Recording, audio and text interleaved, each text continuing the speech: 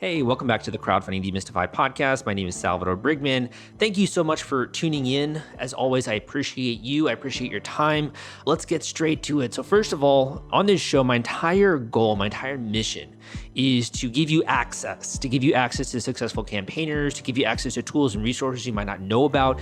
And specifically today, I'm getting into a tool which I think can help your crowdfunding campaign. I do ask some hard-hitting questions in this interview, but it's because I want to make sure we vet the people that are on this show and that you really are, getting the real deal, right, when it comes to this. So I brought on an individual to introduce a new tool for you in the industry, as well as another one which you can also use with your crowdfunding campaign. That being said, there's so many tools and resources that you just don't even know about, right? When it comes to crowdfunding, it's like a massive headache to try to figure out all of these ones. So I put all of that pretty much together in my book, The Kickstarter Launch Formula. Now that book is comprehensive. It's A to Z. So if you're interested, you can go to crowdcrux.com/Kickstarter audio.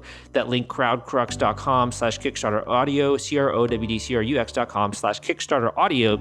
That link will take you to the Audible version of the Kickstarter Launch Formula, or you could search it up on Amazon if you want to and grab a copy there. Paperback version is always really cool. I'm more of like a paperback reader myself.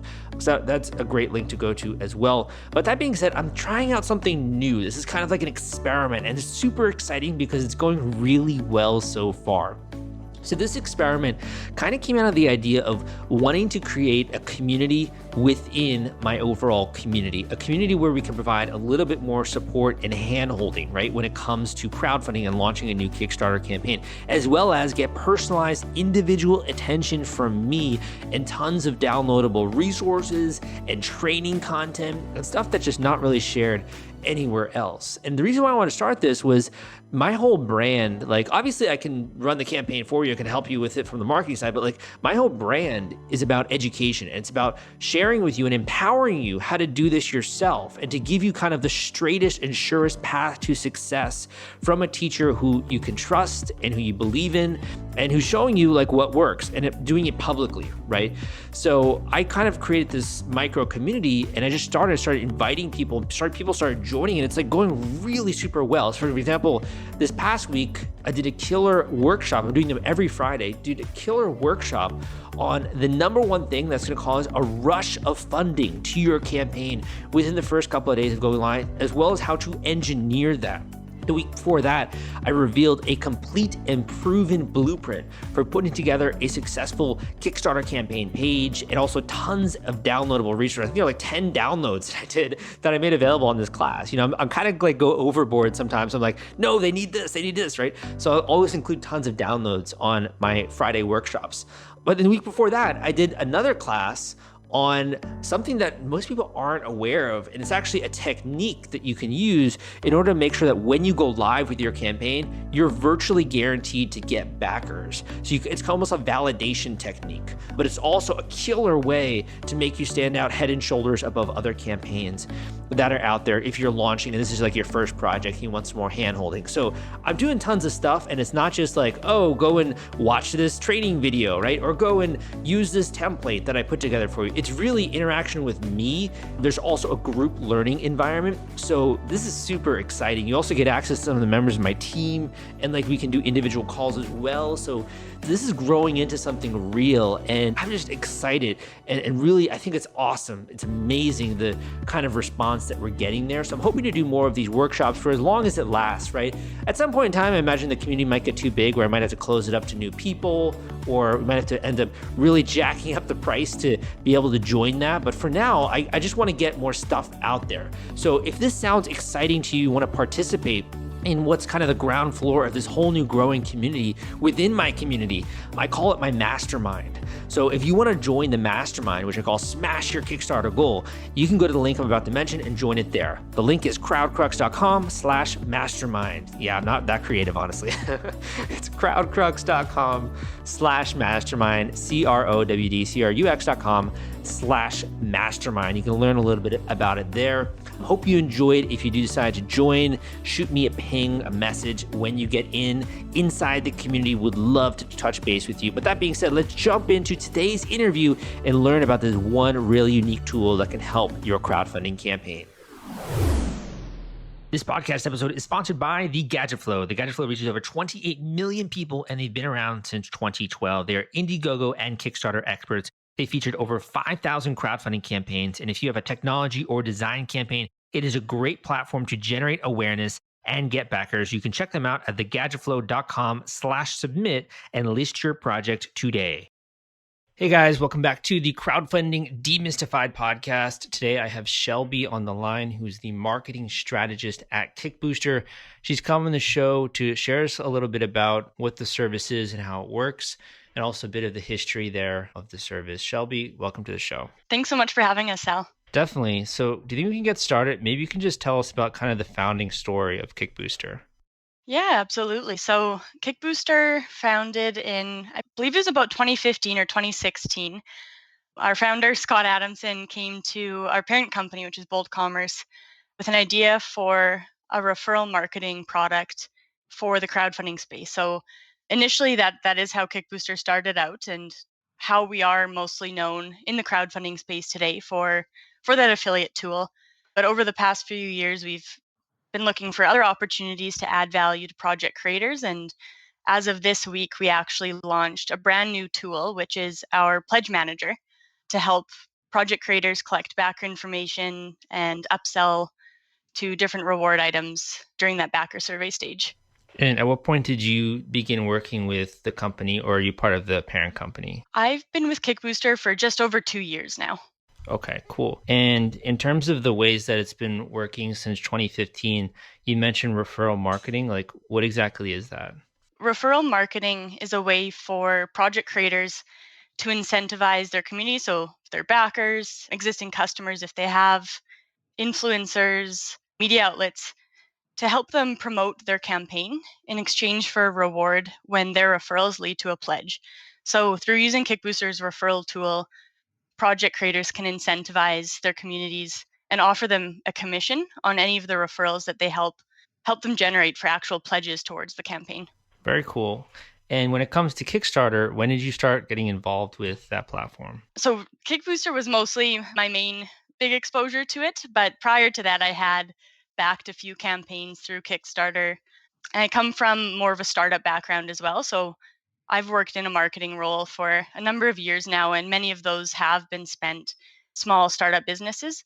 So I've worked around people who have also launched Kickstarter and Indiegogo campaigns.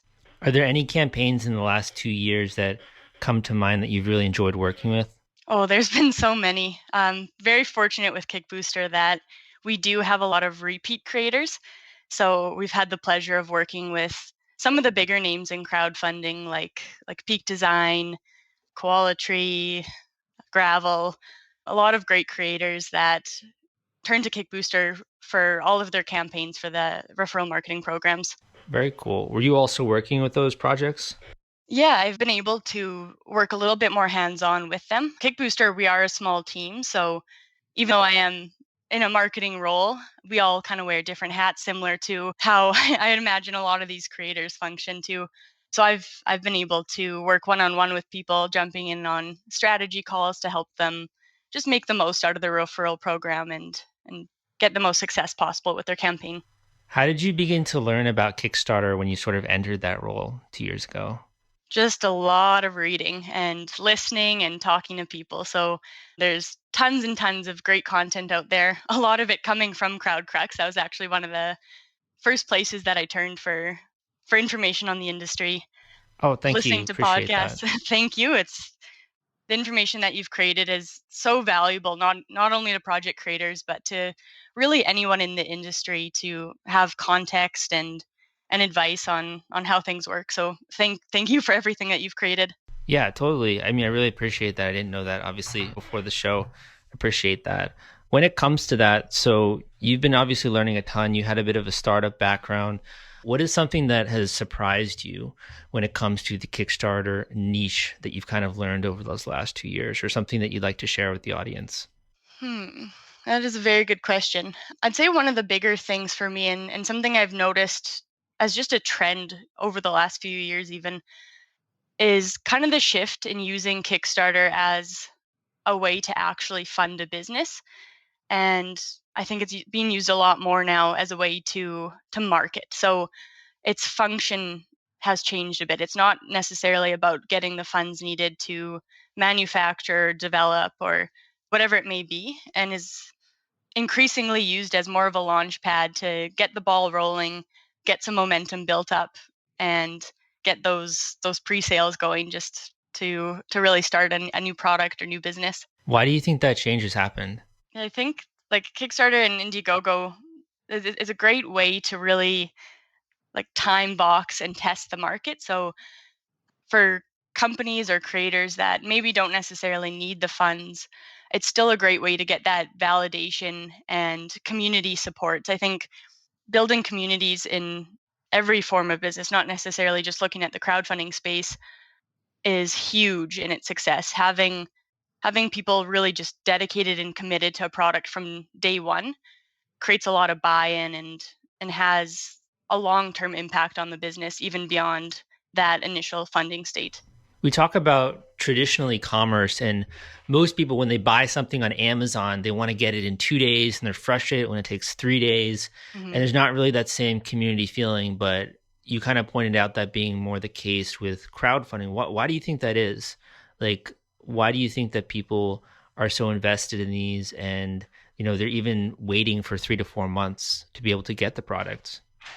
Yeah, I can speak to that more on like a personal note. For me as a backer, when I do choose to back campaigns, it's a really cool and rewarding feeling to know that your feedback is being listened to and incorporated into a product, and that you had some play in getting it to where it eventually will be, whether it is just donating some money to the project or being able to try it out, provide feedback, help the creator reiterate on it, and improve it as you go. It's just seeing it from day one to eventually a finished product is just such a cool experience that you really don't get anywhere else. Do you think there are any differences between these sort of one-off backers, or maybe you back one project a year, versus these super backers who are backing lots of different projects, sometimes even more, multiple in a month? Do you think there are any Hmm. differences there?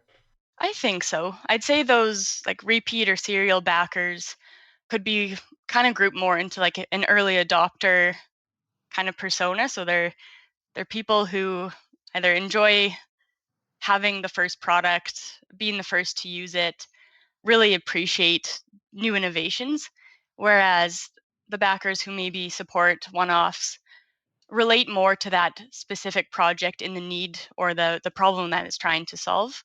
And sometimes maybe it's more of a relationship thing that they know the creator, it's more of a like friends and family support, but maybe aren't as familiar with the crowdfunding model in general. You mentioned like early adopters, and I think a lot of like physical products, right? You're bringing together a new innovation or a new design product. Do you guys also work with other categories, for example, like tabletop games? Is that something that's, user of Kickbooster? Definitely. So our referral marketing tool, it really does work with any type of project. There's a lot of flexibility in how the creator chooses to approach it. I will say we do see a lot more like design and tech and apparel type of campaigns, but we have seen our fair share of creative projects, board games, health products, you name it. There's really no limit to the types of projects that we've seen over the years. So walk me through this. We have a campaign. They're working with Kickbooster. They're giving their backers the ability to refer other backers to the project, right? And they get a commission when that Mhm. happens. Is that accurate? Yes, that's correct. Okay. What kind of do you recommend as best practices? Are they giving away a 10% commission, a 50% commission? What are usually people giving away to incentivize people to refer backers? It really depends on the reward level price. I'd say in general, though, the most popular commission rate range does typically fall between 10 and 15%.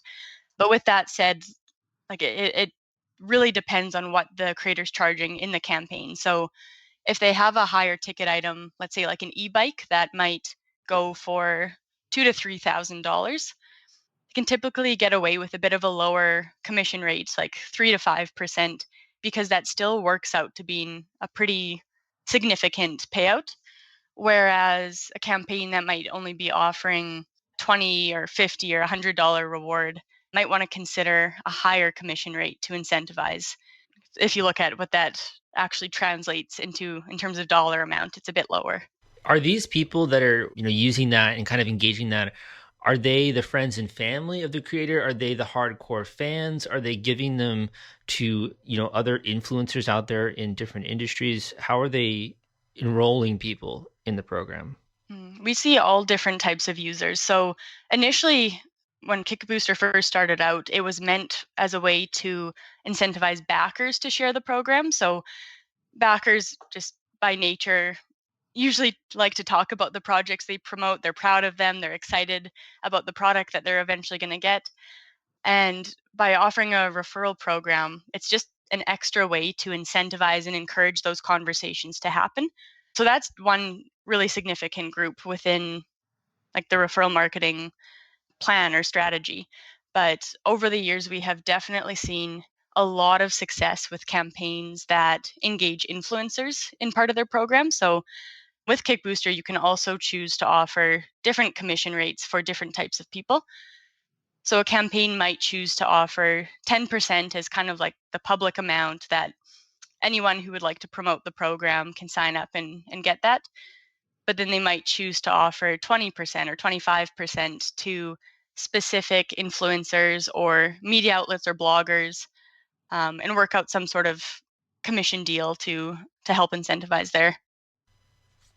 And with those conversations that you're encouraging people to happen, is that usually on social media, or are people referring people via email, or how do usually people spread the word using this link? I'd say there's quite a mix. YouTube has been a very big driver that we've seen for some of the creators that work with Kickbooster.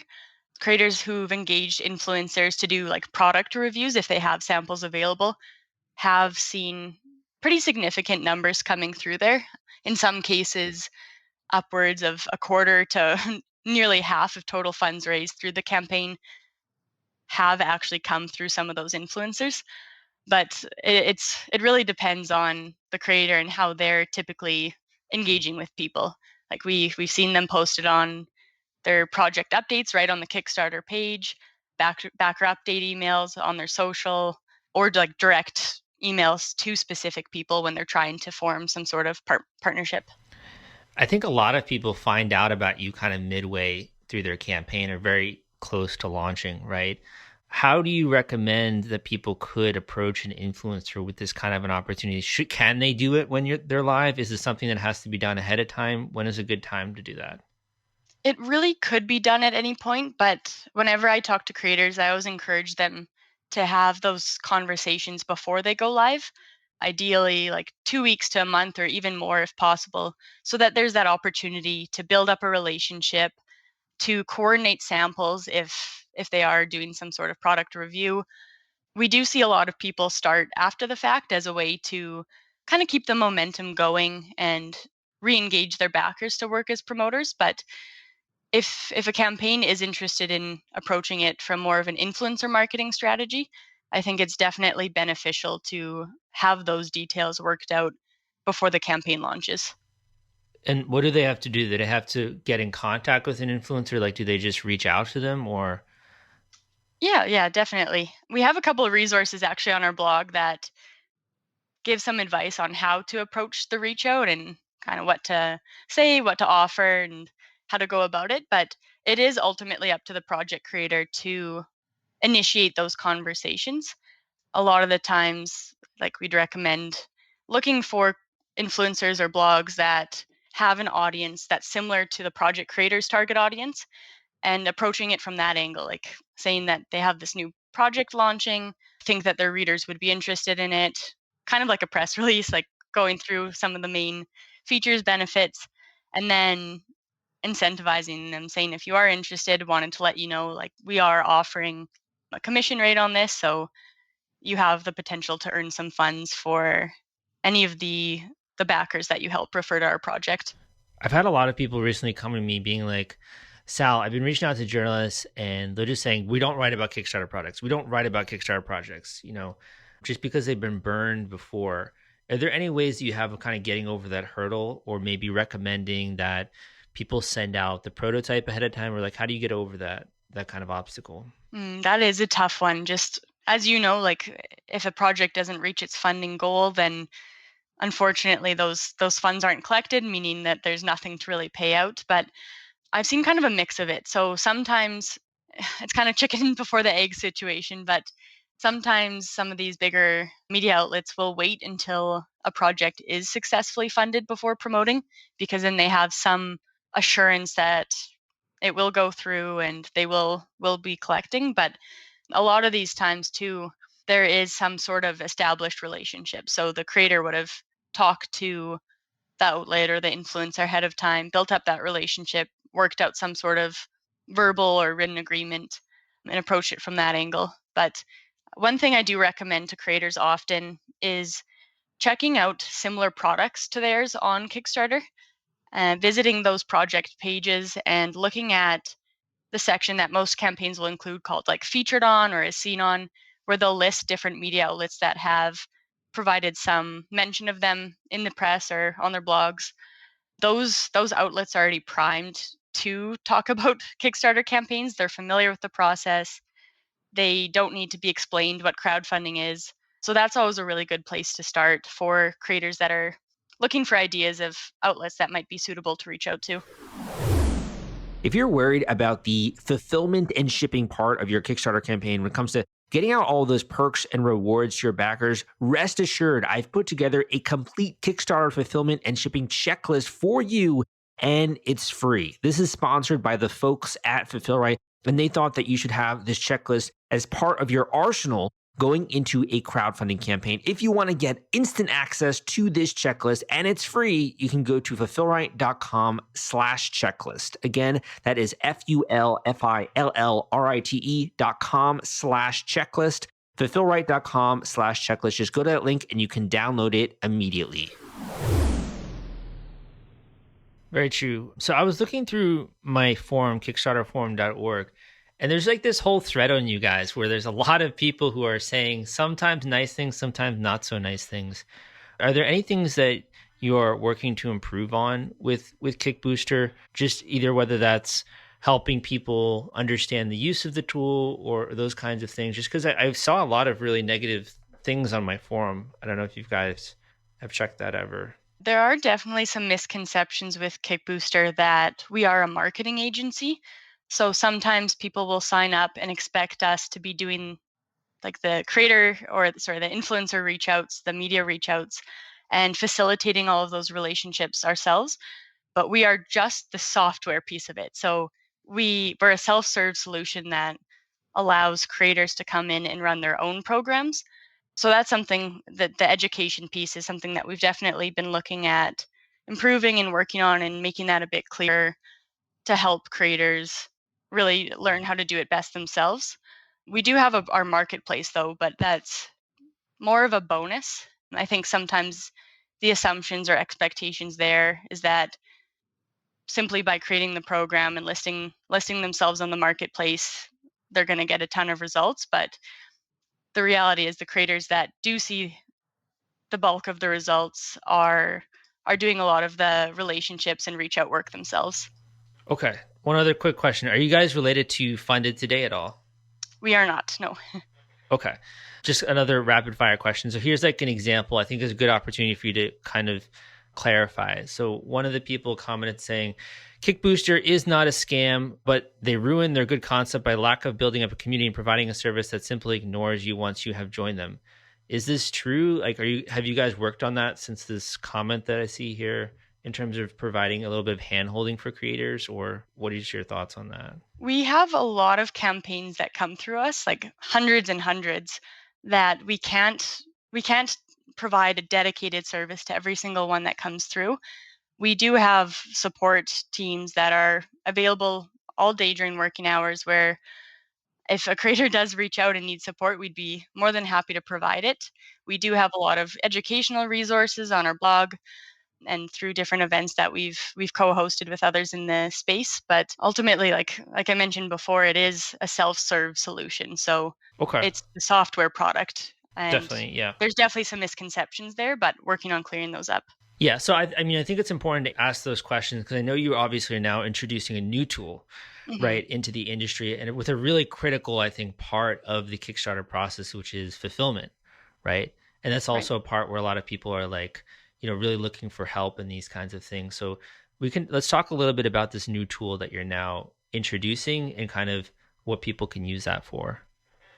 Definitely. So it is a pledge manager. And for anyone who's not familiar with what that is, a pledge manager helps project creators manage their backers' rewards after the campaign has ended. So when you work with platforms like Kickstarter and Indiegogo, you don't always collect all of the information you need to fulfill those rewards. So if your product has variants like different sizes or colors, you'll often need to collect that post campaign unless there is like a price difference in reward level that you can easily differentiate. So our pledge manager does that, but it also provides an opportunity for creators to upsell their backers to either higher reward levels or through selling add-ons that would be complementary to the initial pledge that was made. And then one of our more like defining features is that our pledge manager actually integrates with e-commerce platforms. So creators who are planning to sell after their campaign get to only go through that whole setup process once. They can pull their products from the store directly into the backer survey so that they don't have to worry about configuring it all in there and then going ahead and doing it again once they eventually go to sell online too. And how does this compare to some of the other pledge managers out there, like BackerKit? So the e-commerce integration is really the big piece of it. We've heard from a lot of our customers that there is a pain point there, that it's time consuming, frustrating to have to go and set up all of those products just to go and do it again. And especially for repeat creators who maybe this is their second, third, fourth crowdfunding campaign, and they want to be able to sell products from older campaigns in their newer survey as an add-on. They have the opportunity then to just simply sync it and pull it in and not have to go through all those steps again. Okay, and in terms of like pricing and stuff, how do you guys compare with some of these other tools? For the most part, we are less expensive options. So we do have flexible pricing plans. That was something that was really important to us when considering this is providing those flexible options for everyone because campaigns are not one size fit all. So pricing plans should not be either. Our pricing plans, we have three of them. The first caters a little bit more towards those campaigns that have a really high backer count. So we charge a lower per backer fee so that they're not really bombarded with a large fee right out of the gate, and then charge a percentage on the add-ons that we help sell. So another key differentiator there with Kickbooster is that we don't charge a commission on the campaign funds raised. So we don't touch anything raised through Kickstarter or Indiegogo, only on what we help bring to the campaign directly through Kickbooster surveys. Okay, what kind of percentage can we expect for that? For the plan that caters a little bit more towards the backers, it's a higher commission rate, so 13% on add-ons. Something important to note there too is that doesn't include the shipping fee. So some other pledge managers will include shipping fees as part of their calculation. We only have the commission on the actual add-ons. And then on the other end of it, for the campaigns that are expecting to sell a lot through their add-ons or through their survey, we charge a 7% commission. Okay, so basically 7 to 13% for the add-ons Yeah, afterwards when you're upselling creators. yeah, exactly. When we've been obviously focusing a lot on Kickstarter campaigns, but is this also something that Indiegogo campaigns would use? And also, do they use Kickbooster itself on Indiegogo? So our referral marketing tool is available on both Kickstarter and Indiegogo, but our pledge manager at the moment is just for Kickstarter. So as I mentioned, we launched this week on Kickstarter, but next plans will be looking at getting the integration over there as well. Very cool. Is it true? Does Indiegogo have a referral system out of curiosity? They do have a referral program. It's not quite the same. I believe it's a little bit more rewards based. So it's not like a straight commission, but rather maybe getting credits towards Yeah, the yeah. perks. Yeah, yeah. Okay. They do have something. Understood, definitely. So when you are looking at the niche and you have BackerKit, which I also think recently bought about CrowdOx, right? Another Mhm. tool. How are you kind of looking to differentiate just in the eyes of backers? Is it the fact you're doing really the whole suite solution, or is it your values that you're bringing to it? Like, what do you think backers can kind of see you and stand out? What Mhm. is that? Yeah, so that e-commerce integration is a big one. And honestly, the pricing model as well, adding a lot more flexibility to that and not charging on things that we did not directly contribute to that campaign. So only looking at areas where we've added value and performance to help the creator there. Makes a lot of sense. Are there any other things you think that creators should know about this new tool that you are unveiling or have recently unveiled and are now, growing that? Definitely. So right now we have launched on BigCommerce and WooCommerce as our e-commerce integrations. We are looking at starting to expand to other platforms, but at the moment those are the two primary ones. With that said, though, creators do not need to have an existing e-commerce store to use us. There is a way to use those platforms to run the surveys kind of more so in the back end. Like you don't need to have a published live store with products available to the public in order to use it. But just a consideration to keep in mind. Got it. We've also spent the last couple months in beta testing. So we've had a couple campaigns run through us, seen some great results and great learning experiences from that as well. I pulled some numbers right before the call just to give an idea, but from the campaigns that ran through our beta test, we helped them raise an additional 24% of total campaign funds through the survey. So that's looking at what they raised on Kickstarter, yeah, about a quarter more than what they had initially brought in. And another interesting stat too was just that 27% of backers picked at least one add-on during that survey. So again, over a quarter of the backers who had initially made a pledge ended up increasing their value in some way. Yeah, so basically we're missing out on the fact that some backers want more than what's currently available on Kickstarter. And this is kind of like the opportunity to give them that last go before the fulfillment phase, right? Definitely, yeah. Some backers maybe will be a bit more hesitant to commit during the campaign, especially if that funding goal isn't reached, or maybe just a little unsure and not wanting to commit too much money to it just to be a bit safe. But when that backer survey goes out, I think confidence levels kind of increase and it's like, oh, this is actually happening. It's going to be fulfilled soon. Like they're looking to get more information from me because they're getting ready to ship soon. So a lot of the time that really helps encourage backers to then maybe increase to reward level that they were considering before but were a little bit hesitant about and provide just more value through add-on items. How does this then integrate with fulfillment? Like, do you just have this be a download and people can do the fulfillment themselves or deliver it to the fulfillment company? How do you sort of integrate the data you collect with the fulfillment provider? So when a backer completes the survey, an order is actually created on the e-commerce store, just like an order would be through a regular sale. So creators can take advantage of some of the apps or plugins for different 3PLs or fulfillment centers right in the e-commerce store to handle that. Or they can kind of do it the manual way, download spreadsheet and do the fulfillment themselves if that's what's preferred. Very cool. Are there any other things, any other bits of functionality you think we're leaving out there we should tell people about? They might be more like assumed things, but there's an opportunity to also collect failed pledges. So I think I'm not sure if it's common knowledge, but a lot of pledges that are made through Kickstarter, there's a good chance that a percentage of them won't be collected when that campaign actually reaches its goal, ends, and cards are charged. So through using a pledge manager, you also have an opportunity to collect some of those failed pledges and give backers who maybe put the wrong credit card information or just something went wrong a chance to pay again in addition to increasing their initial pledge. We also have a feature called delayed payment capture. So creators can choose to charge their backers at an even later date if they choose. Sometimes that's preferred if they know that they're not going to be shipping for a couple of months. They don't want to hold those funds if they know that that delivery is not going to be happening right away. They can personalize the survey as well. So like changing the name, welcome message, colors, themes, all of that. Yeah, I mean that's a lot of good stuff for Yeah. sure. So I just have a couple more questions here. One Sure. is, your background is in marketing strategy. Are there any strategies that you are noticing that are relevant in 2021 you think people should be focused on with their campaigns?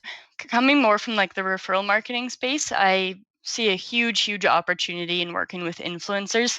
The campaigns that have been putting up the big 6, 7 digit numbers, almost all of them have a solid influencer strategy in place. So I think that's a huge marketing opportunity for campaigns that are planning to launch this year and really just going into the future. I don't think that's something that will go away anytime soon. One of my other questions for you is you kind of took the deep dive into this industry about 2 years ago, and you've been working to kind of help people with referral marketing, and now you're helping them with the fulfillment side with your pledge manager. What is something that you could say in 2 years, you looking back, that you could really be proud of? Like, what are you trying to make? What impact are you trying to make in the industry, would you say, you personally? Personally, I just want every crowdfunding creator to really get the most that they can out of their campaign. And I think that that speaks to all of Kickbooster's mission is we want to build solutions that help project creators raise more and manage less. Like take some of that stress off their plate, automate where we can while really maximizing the results that they can see. Something else, more high level mission is wanting crowdfunding to be a lot more commonplace as a means for entrepreneurs to finance their business. So I know rewards based crowdfunding and crowdfunding in general has definitely grown in popularity over the years, but it's just such a no brainer when you think about it compared to some of those more traditional means of financing like bank loans or whatever it may be. Just want it More to be, exposure, yeah. yeah, I'd love to see more entrepreneurs getting their ideas, their projects off the ground in this way because it's such a collaborative and obviously there's risk involved, but in many ways less risky way to go about it. Yeah, definitely. What would you say is the most rewarding part of working at Kickbooster? Is there any things that come to mind of what really just kind of makes you want to wake up in the morning and, go to work? Like, what do you find most rewarding about your job? Just working with such amazing entrepreneurs, project creators, like they are my rock stars. I have so much respect for people who just go for it, take the risk, take the leap to go and chase either a dream or solve a problem that they've probably experienced themselves and haven't had or found the solution to fix it. I just find those people so cool, and it's Yeah, I a love that too. honor and a privilege to work with them and help them achieve those goals that they've set out. Yeah, I mean, there's such insanely creative people, I think, in this industry, and also betting it really big, right? And investing so much time and money in bringing a new product into the world. I think it's really like legendary for sure. Oh, definitely. Yeah, and it is world changing. Like a lot of these products and projects are making people's lives better, and it's these individuals that are just so passionate and dedicated to it that are making it happen. And yeah, I just have a ton of respect for them. Totally. So last question, just kind of on the future. You guys have had this one software tool and now you have this other software tool. One of the things I've noticed in the industry is you have a lot of companies who are kind of like, you have BackerKit now starting with Facebook ads, like email marketing, helping with campaigns. You guys have plans to do that as well in the future? Yeah, so we are a software company, and while I don't have necessarily a specific product that I can share coming up next, we are looking to continue building solutions for project creators to help them, like I said before, just get the most out of their campaign, make their life easier, and make crowdfunding more accessible to all. What very ambiguous. Yeah. That's great though. I appreciate you for coming on the show and being a good sport and sharing all these great tips with people. I'll be sure to include a link in the description where people can learn more. To kind of end the show on this note, could you speak directly to the creator and you could either share a word of encouragement, a final tip, something that you wish you knew when you got in the industry 2 years ago, anything along those lines? We can kind of end on that note. Sure. Some common themes that I've seen and really encourage people to consider is like start early, plan ahead, make sure you're not launching just to hit a specific date, but launching because you're ready to, you have all your ducks in a row, you've done your research, and the best way to do it is really just talking to people who have done it before and learning from others, mistakes included, and constantly just looking for opportunities to improve. Well said. Thank you so much for coming on the show. Excited to check out your new tool and appreciate you sharing all these tips with creators. Awesome. Thank you so much for having us, Sal.